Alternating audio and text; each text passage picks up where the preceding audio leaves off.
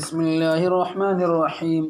الحمد لله رب العالمين، والصلاة والسلام على سيد الأنبياء والمرسلين وعلى آله وصحبه أجمعين، أما بعد، فإن أصدق الحديث كتاب الله، وأحسن الحديث هدي محمد صلى الله عليه وسلم، وخير الأمور عوازمها، وشر الأمور محدثاتها، وكل محدثة بدعة، وكل بدعة ضلالة، وكل ضلالة في النار. بالسند المتصل منا إلى الشيخ الإمام الهمام الحافظ الحجة أمير المؤمنين في الحديث مسلم بن حجاج بن مسلم القشيري النسابوري رحمه الله تعالى. اللهم انفعنا بعلومهم أجمعين، آمين يا رب العالمين. حدثني حرملة بن يحيى التجيبي قال أخبرنا عبد الله بن وهب قال أخبرني يونس عن ابن شهاب قال أخبرني سعيد بن المسيب عن أبيه قال لما حضرت أبا طالب الوفاة جاءه رسول الله صلى الله عليه وسلم فوجد عنده أبا جهل وعبد الله بن أبي أمية بن المغيرة، فقال رسول الله صلى الله عليه وسلم يا عمي قل لا إله إلا الله كلمة أشهد لك بها عند الله. فقال أبو جهل وعبد الله بن أبي أمية يا أبا طالب أترغب عن ملة عبد المطلب؟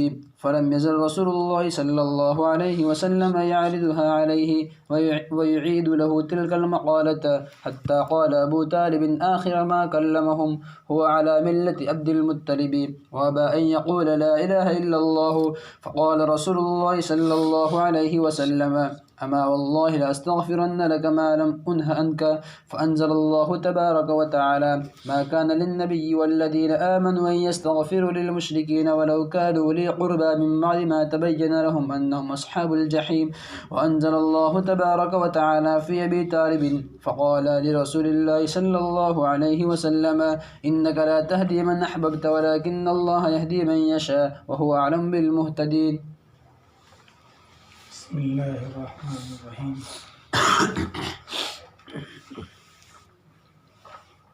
امام فرماتے ہیں مجھے حدیث بیان کی حرملہ ابن یحییٰ تجیبی نے.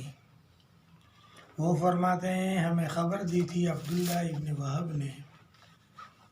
عبداللہ فرماتے ہیں مجھے خبر دی تھی یونس نے نقل کرتے ہوئے ابن شہاب سے، جو فرماتے ہیں کہ مجھے بتایا تھا سعید ابن المسیب نے نقل کرتے ہوئے اپنے باپ مسیب سے. مسیب فرماتے تھے کہ جب ابو طالب کو موت قریب آ گئی، لما حضرت ابا طالب الموت، موت واقع ہو گئی نہیں، موت قریب آ گئی، ورنہ ظاہر ہے کہ موت کے بعد تو ان سے کوئی بات ہو نہیں سکتی، جبکہ آگے تو بات بیان کی جا رہی ہے.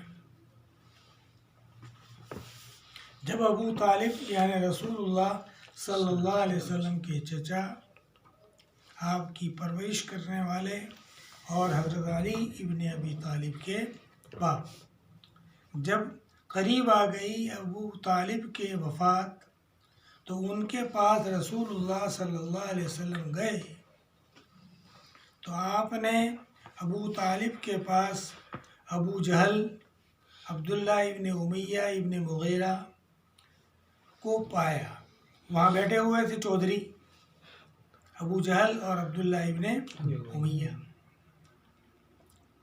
تو آپ صلی اللہ علیہ وسلم نے فرمایا یا امی، چچا، لا الہ الا اللہ کہہ دو، ایسا کلمہ کہ میں تمہارے لیے اس کے ذریعے شہادت دوں اللہ تعالیٰ کے یہاں کہ یہ مومن تھے. فقال ابو جہل، تو ابو جہل اور عبداللہ ابن امیہ بولے او ابو طالب، کیا تم اعراض کر لو گے عبد المطلب کے مذہب سے؟ یعنی اگر تم نے کلمہ پڑھ لیا تو تم نے اپنے باپ کا مذہب چھوڑ دیا، کیا تم اعراض کرو گے عبد المطلب کے مذہب سے؟ فلم یزل رسول اللہ صلی اللہ علیہ وسلم یعرضها، آپ مسلسل پیش کرتے رہے، اللہ کے رسول آپ صلی اللہ علیہ وسلم مسلسل پیش کرتے رہے یہ کلمہ ابو طالب کو، اور وَيُعِيدُ لَهُ، اور لوٹاتے رہے ابو طالب کے لیے یہ کلمہ، یہاں تک کہ ابو طالب بولے آخری وہ بول جو انہوں نے بولا کیا تھا؟ علی ملت عبد المطلب، کہ وہ یعنی وہ عبد المطلب کے مذہب پر مر رہے ہیں، مطلب کہ کلمہ پڑھا نہیں۔ وَأَبَى أَن يَقُولَ لَا إِلَهَ إِلَّا اللَّهُ، اور انکار کر دیا لا الہ الا اللہ کہنے سے۔ تو رسول اللہ صلی اللہ علیہ وسلم نے فرمایا اما، یہ حرف تنبیہ ہے، اما تھا، الف حذف ہو گیا ہے، خدا کی قسم میں تمہارے لیے دعائے مغفرت کرتا رہوں گا جب تک کہ مجھے تمہاری مغفرت کی دعا سے روکا نہ جائے، ما لم انہا عنک، جب تک مجھے آپ کے لیے دعائے مغفرت سے روکا نہ جائے میں استغفار کرتا رہوں گا۔ تو اللہ تعالیٰ نے نازل فرمائی آیت ما کان للنبی والذین آمنوا، نبی کے لیے اور ایمان والوں کے لیے جائز نہیں کہ وہ دعائے مغفرت کریں مشرکین کے لیے، چاہے وہ ان کے قرابت والے ہی کیوں نہ ہو، من بعد ما تبین لہم، ان کو معلوم ہو جانے کے بعد کہ وہ جہنمی ہیں، یعنی وہ کفر پر مر رہے ہیں یا مر گئے، تو ان کے لیے دعائے مغفرت جائز نہیں ہے۔ اور اللہ تعالیٰ نے نازل فرمایا ابو طالب کے بارے میں آیتیں، تو فرمایا اللہ کے رسول سے انک لا تہدی من احببت، آپ ہدایت نہیں دے سکتے جس کو ہدایت دینا چاہیں، لیکن اللہ یہدی من یشاء، لیکن اللہ تعالیٰ جس کو چاہے ہدایت عطا فرماتے ہیں، اور وہ مہتدی کو خوب جاننے والے ہیں، وَهُوَ أَعْلَمُ بِالْمُهْتَدِينَ۔ یہاں سوال پیدا ہوتا ہے اور طبیعت میں چاہت ہوتی ہے کہ ابو طالب زندگی بھر تک رسول اللہ صلی اللہ علیہ وسلم کے آگے سینہ سپر ہو کر کھڑے رہے، آپ کی خدمت کرتے رہے، کفار سے آپ کو بچاتے رہے، آپ کے لیے بہتر کھانے پینے وغیرہ کا انتظام کرتے رہے، اور پھر بھی ان کو توفیق نہ ملی، اور وہ حضرت عمر جو تلوار لے کر ننگی نکلے تھے کہ آج تو میں محمد کا خاتمہ کر دوں گا، لیکن ان کو توفیق مل گئی، وہ ایمان لے آئے۔ اس کی وجہ کیا؟ تو وجہ ظاہر ہے کہ حضرت عمر جانتے نہیں تھے، اس لیے مانا نہیں تھا، لیکن جو ہی آیات سامنے آئی تو ان کو حقانیت اسلام کا علم ہو گیا، تو گویا وہ جاننے کے باوجود نہ مانتے ہوں ایسا نہ تھا، بلکہ حقیقت اسلام کو وہ سمجھ ہی نہیں پائے تھے، اس لیے انکار کرتے تھے، اس لیے عداوت کرتے تھے، لیکن جب ان کے سامنے حقیقت آشکارا ہو گئی تو پھر فوراً ایمان کی توفیق مل گئی۔ اور ابو طالب وہ جانتے تھے کہ میرا بھتیجا سچا ہے، میرا بھتیجا جو بھی کہتا ہے اس کی بات 100 ٹچ کی ہے، وہ کبھی جھوٹ نہیں بولتا، پوری زندگی میں کبھی خیانت نہیں کی، یہ سچا ہے۔ اور انہوں نے اپنے دیوان میں مسلسل اشعار لکھے ہیں آپ صلی اللہ علیہ وسلم کی تعریف میں، اور آپ کی نبوت میں قصیدے گائے ہیں کہ میرا بھتیجا ایسا ہے، میرا بھتیجا ایسا ہے، ساری دنیا کا سردار بننے والا ہے، سب کچھ جانتے تھے، لیکن وہ وطنیت اور آبائی تعصب وہ آڑے آ رہا تھا ماننے سے۔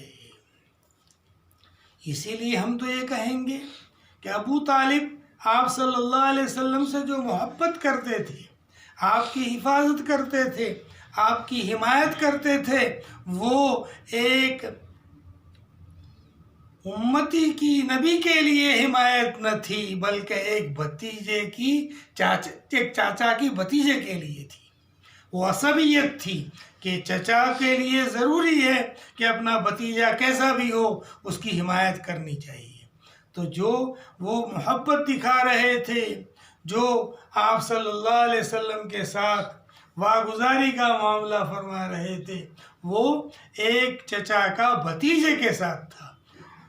وہ نبی کو جو والہانہ محبت ہوتی ہے، امتی کو جو محبت ہوتی ہے، نبی سے وہ نہیں تھی، اس لیے ان کو توفیق نہیں ملی۔ اور جف القلم بما کان وما یکون، اور قلم میں طے ہو چکا تھا کہ ان کے لیے توفیق اور سعادت ملنی نہیں ہے۔ اگر سمجھ میں آ رہا؟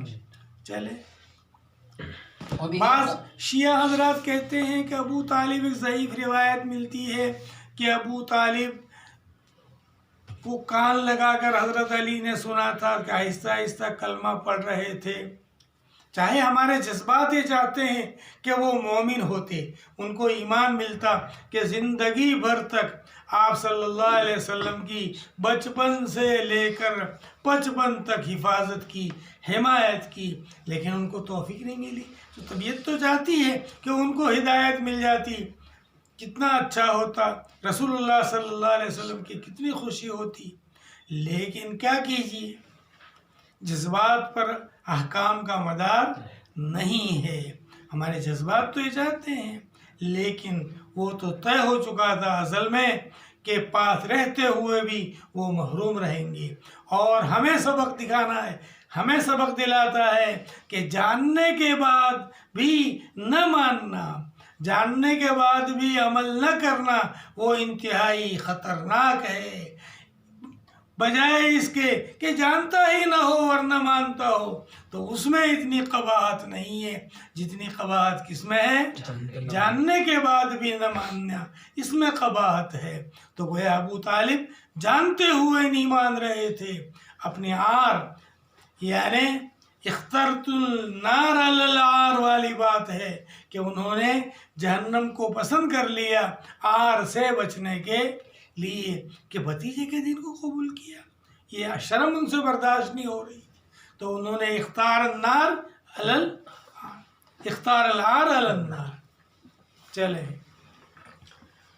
وبه قال حدثنا إسحاق بن إبراهيم وعبد بن حميد قال أخبرنا عبد الرزاق قال أخبرنا معمر وحدثنا الحسن الحلواني وعبد بن حميد قال حدثنا يعقوب وهو ابن إبراهيم بن سعد قال أخبرنا أبي عن صالح كلاهما عن الزهري بهذا الإسناد مثله، غير أن حديث صالح انتهى إن قوله فأنزل الله فيه ولم يذكر الآيتين، وقال في حديثه ويعودان بتلك المقالة، وفي حديث معمر مكان هذه المقالة الكلمة فلم يزالا به۔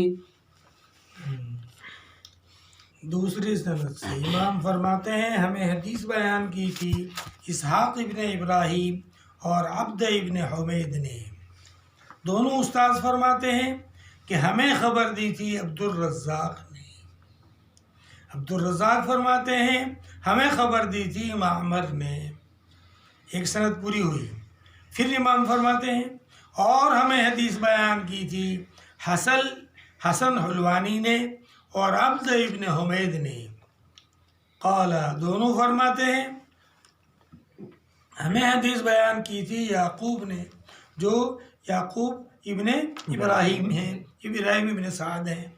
قال، یعقوب ابن ابراہیم ابن سعد کہتے ہیں ہمیں خبر دی تھی ابو نے نقل کرتے ہوئے صالح سے، کلاہما عن الزہری، دونوں روایت کرتے ہیں زہری سے، دونوں سے مراد کون؟ صالح، اور اوپر والی روایت میں معمر، سمجھے؟ اوپر والی روایت میں معمر ہیں اور دوسرے والے سند میں کون ہے؟ صالح۔ دونوں کہتے ہیں نقل کرتے ہوئے، کن سے؟ ابن شہاب زہری سے، بہذا الاسناد مثلہ، اسی اسناد کے ساتھ اسی جیسی حدیث، غیر ان حدیث صالح، فرق اتنا ہے کہ صالح کی حدیث ختم ہو گئی، فانزل اللہ فیہ، اللہ تعالیٰ نے ان کے بارے میں قرآن نازل کیا۔ قرآن کی کون سی آیت تھی؟ وہ صالح کی سند والی روایت میں نہیں ہے۔ وَلَمْ يَذْكُرِ الْآيَتَيْنِ وَقَالَ فِي حَدِيثِهِ وَيَعُودَانِ تِلْكَ الْمَقَالَةِ، اور وہ دونوں یعنی عبداللہ ابن امیہ اور ابو جہل اعادہ کرتے رہتے تھے اس قول کا یعودانے، جبکہ وہاں کیا ہے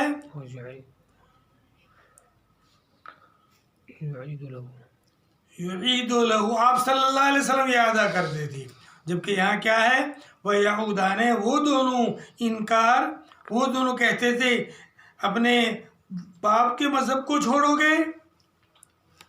وفی حدیث معمر، اور معمر کی حدیث میں ہے مقالہ کے بجائے کلمہ، مقالہ کے بجائے کیا ہے کلمہ، فلم یزالا بھی، برابر وہ دونوں وہ کلمہ بولتے رہے۔ چلیں وبه قال حدثنا محمد بن عباد وابن أبي عمر قال حدثنا مروان عن يزيد وهو ابن كيسان عن أبي حازم عن أبي هريرة رضي الله تعالى عنهم أجمعين قال قال رسول الله صلى الله عليه وسلم لعمه عند الموت قل لا إله إلا الله أشهد لك بها يوم القيامة فأبى قال فأنزل الله إنك لا تهدي من أحببت الآية۔ امام فرماتے ہیں ہمیں حدیث بیان کی تھی محمد ابن عباد اور ابن ابی عمرہ نے، دونوں فرماتے ہیں ہمیں حدیث بیان کی تھی مروان نے نقل کرتے ہوئے یزید سے جو ابن کیسان ہے نقل کرتے ہوئے ابو حازم سے جو نقل کرتے ہیں حضرت ابو ہریرہ رضی اللہ تعالیٰ عنہ سے۔ حضرت ابو ہریرہ فرماتے ہیں کہ رسول اللہ صلی اللہ علیہ وسلم نے اپنے چچا سے فرمایا تھا ان کے موت کے ٹائم، کہہ دو لا الہ الا اللہ، میں تمہارے واسطے اس کلمے کے ذریعے قیامت میں گواہی دوں گا، لیکن انہوں نے انکار کر ڈالا۔ تو آپ نے فرمایا فانزل اللہ، تو آپ نے پھر فرمایا تو اللہ تعالیٰ نے نازل فرمایا انک لا تہدی من احببت، تم ہدایت نہیں دے سکتے جس کو دینا چاہو، لیکن اللہ تعالیٰ ہدایت دیتے ہیں جس کو ہدایت دینا چاہیں، اور وہی مہتدی کو خوب جاننے والے ہیں کہ کون ہدایت کے لائق کون نالائق ہے۔ چلیں وبه قال وحدثني محمد بن حاتم بن ميمون قال حدثنا يحيى بن سعيد قال أخبرنا يزيد بن كيسان قال أخبرنا أبو حازم الأشجعي عن أبي هريرة رضي الله تعالى عنه قال قال رسول الله صلى الله عليه وسلم لعمه قل لا إله إلا الله أشهد لك بها يوم القيامة قال لولا أن تعيرني قريش يقولون إنما حمله على ذلك الجزع لا قررت بها عينيك فأنزل الله تعالى إنك لا تهدي من أحببت ولكن الله يهدي من يشاء۔ امام فرماتے ہیں مجھے حدیث بیان کی تھی محمد ابن حاتم ابن میمون نے، وہ فرماتے ہیں ہمیں حدیث بیان کی تھی یحییٰ ابن سعید نے، وہ فرماتے ہیں ہمیں حدیث بیان کی تھی یزید ابن کیسان نے، وہ فرماتے ہیں ہمیں خبر دی تھی ابو حازم اشجعی نے نقل کرتے ہوئے حضرت ابو ہریرہ رضی اللہ تعالیٰ عنہ سے۔ حضرت ابو ہریرہ فرماتے ہیں کہ رسول اللہ صلی اللہ علیہ وسلم نے اپنے چچا سے کہا تھا کہہ دو لا الہ الا اللہ، میں شہادت دوں گا تمہارے واسطے اس کلمے کے ذریعے قیامت میں، یا اس کلمے کی قیامت میں کہ چچا نے کلمہ پڑھا تھا۔ قال، آپ نے لولا ابو طالب نے کہا اگر مجھے قریش شرم نہ دلاتی، لولا ان تعیرنی قریش، اگر مجھے عار نہ دلاتا قبیلہ قریش، کہتے کہ انما حملہ علی ذلک الجزع، یہ آمادہ ہو گئے ہیں یہ کلمہ پڑھنے پر، ان کو آمادہ کر دیا ہے اس کلمے پر موت کے ڈر نے۔ اگر قریش کا یہ طعنہ کا ڈر نہ ہوتا تو میں پڑھ لیتا۔ اگر مجھے عار نہ دلاتے قریش، کہتے کہ ان کو آمادہ کر دیا اس کلمے پر موت کے ڈر نے، لَأَقْرَرْتُ بِهَا عَيْنَيْكَ، تو میں ٹھنڈی کر دیتا یہ کلمہ پڑھ کر کے تمہاری دو آنکھیں، یعنی آپ کو خوش کر دیتا۔ تو اللہ تعالیٰ نے نازل فرمایا انک لا تہدی من احببت ولکن اللہ یہدی من یشاء. چلیں. وبه قال حدثنا أبو بكر بن أبي شيبة وزهير بن حرب كلاهما عن إسماعيل بن إبراهيم قال أبو بكر حدثنا ابن علية عن خالد قال حدثني الوليد بن مسلم عن حمران عن عثمان قال قال رسول الله صلى الله عليه وسلم من مات وهو يعلم أنه لا إله إلا الله دخل الجنة.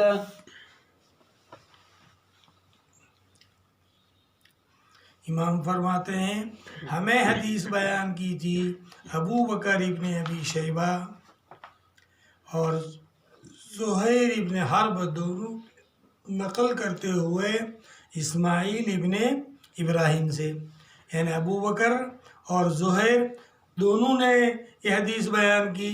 کن سے؟ نقل کرتے ہوئے اسماعیل ابن ابراہیم سے. لیکن ابو بکر کہتے ہیں اسماعیل ابن اولیہ، جبکہ زہیر کہتے ہیں کیا؟ اسماعیل ابن ابراہیم. آدمی ایک ہی ہیں، لیکن جس استاذ نے جو لفظ بولے تھے وہ امام نقل کرتے ہیں. قال ابو بکر حدثنا ابن اولیہ، ہمیں حدیث بیان کی تھی ابن اولیہ نے، جبکہ زہیر کہتے ہیں حدثنا اسماعیل ابن ابراہیم. قال حدثنی الولید، وہ نقل کرتے ہیں ابن اولیہ سے اور وہ نقل کرتے ہیں خالد سے، اور خالد کہتے ہیں مجھے حدیث بیان کی تھی ولید ابن مسلم نے نقل کرتے ہوئے حمران حضرت عثمان کے آزاد کردہ غلام سے، اور حمران نقل کرتے ہیں حضرت عثمان ابن عفان رضی اللہ تعالی عنہ سے. آپ نے فرمایا من مات وهو يعلم انه لا الہ الا اللہ دخل الجنہ، جس کی بھی موت یہ جانتے ہوئے آئی کہ اللہ کے سوا کوئی معبود نہیں تو وہ جنت میں چلا جائے گا. اسی واسطے بعض لوگوں نے کہہ دیا ایمان نام ہے اقرار لسانی کا، یا بعضوں نے کہہ دیا ایمان نام ہے معرفت کا، بس جان لینا کافی ہے، اس کا اقرار کرنا بھی ضروری نہیں ہے. لیکن ہم کہیں گے اگر علم کو معنی میں یقین کے لے لیا جائے، علم معنی میں یقین کیا آتا ہے؟ جیسے کہ عقائد کے باب میں علم بول کر مراد کیا ہوتا ہے؟ یقین. یقین کرتے ہوئے تب تو کوئی اشکال رہتا نہیں، ورنہ ظاہر ہے کہ جانتا تو یہودی بھی تھا. جہادوا بها واستيقنتها انفسهم ظلما وعلوا، یعنی جانتے تھے سب کچھ، لیکن یعرفونہ کما یعرفون ابناءہم، جانتے تو سب لیکن اقرار نہیں کرتے تھے، اس لیے وہ کافر رہے. تو یہاں یعلم معنی میں یقین کرتے ہوئے کہا، تب تو کوئی اشکال رہتا نہیں. رسول اللہ صلی اللہ علیہ وسلم نے فرمایا جو مرے گا یقین کرتے ہوئے اس بات کا کہ اللہ کے سوا کوئی معبود نہیں تو وہ جنت میں چلا جاوے گا. چلیں. وبه قال حدثنا محمد بن أبي بكر المقدمي قال حدثنا بشر بن المفضل قال حدثنا خالد الحزاء عن الوليد أبي بشر قال سمعت حمران يقول سمعت عثمان يقول سمعت رسول الله صلى الله عليه وسلم يقول مثله سواء.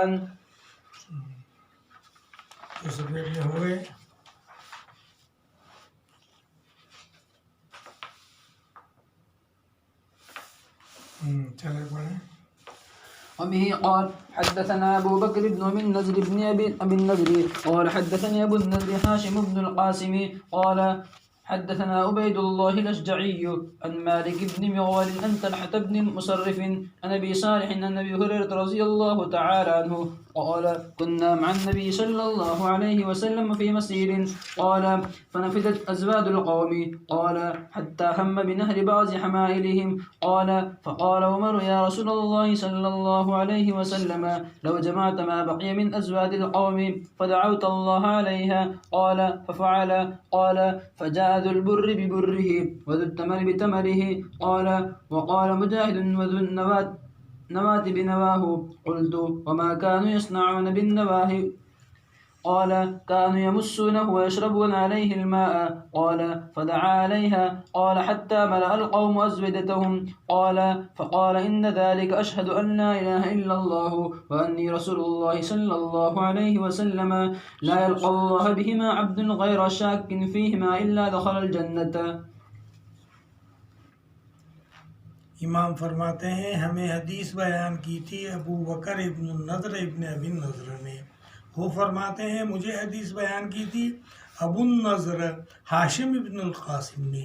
وہ فرماتے ہیں ہمیں حدیث بیان کی تھی عبید اللہ اشجعی نے نقل کرتے ہوئے مالک ابن مغول سے، جو نقل کرتے تھے طلحہ ابن مصرف سے، جو نقل کرتے تھے ابو صالح سے، جو نقل کرتے ہیں حضرت ابو ہریرہ رضی اللہ تعالیٰ عنہ سے. وہ فرماتے ہیں ہم نبی کریم صلی اللہ علیہ وسلم کے ساتھ تھے ایک سفر میں. فرماتے ہیں قوم کے توشے ختم ہو گئے، جو ساتھ میں ستو وغیرہ کھجوریں وغیرہ لائے تھے وہ سب ختم ہو گئے. حتیٰ ہم یہاں تک کہ نبی کریم صلی اللہ علیہ وسلم نے ارادہ فرمایا بعض سواریوں کو ذبح کرنے کا. حمائل سواری. حتیٰ ہم آپ صلی اللہ علیہ وسلم نے ارادہ کیا بعض سواریوں کے ذبح کرنے کا.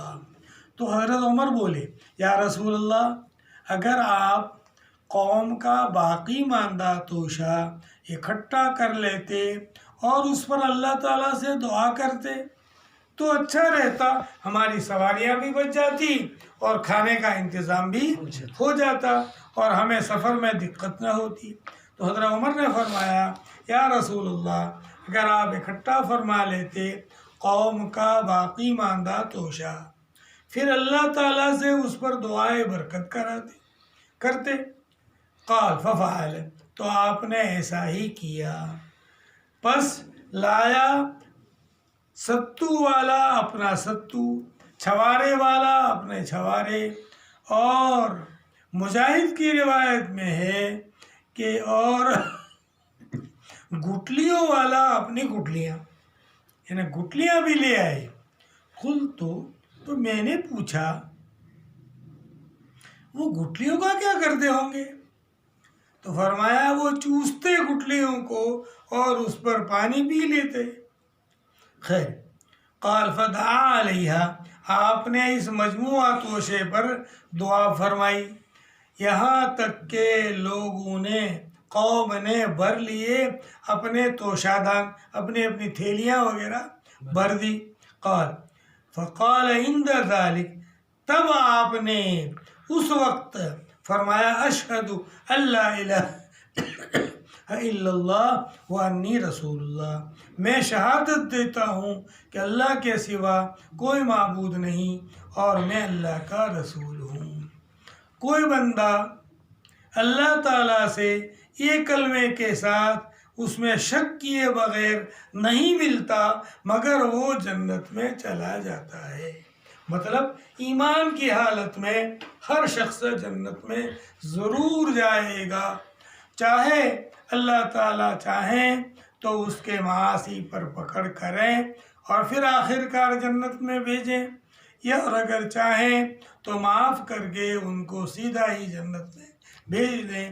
یہی امت کا مسلک ہے، اہل سنت کا یہی مسلک ہے کہ ہر مومن جس کے قلب میں ایمان ذرہ برابر بھی ہے تو وہ جنت میں ضرور جائے گا.